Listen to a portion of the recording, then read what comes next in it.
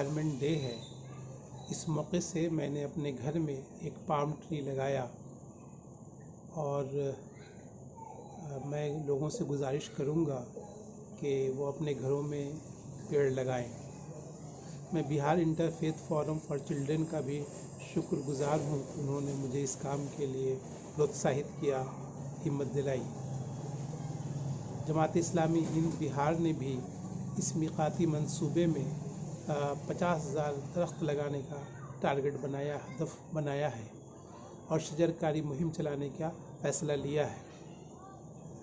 एक हदीस में बात आती है कि अगर क़यामत का बिगुल बज चुका हो और आपके हाथ में एक पेड़ हो तो आप उसको लगा लीजिए, इसलिए कि उसका भी अजर मिलेगा।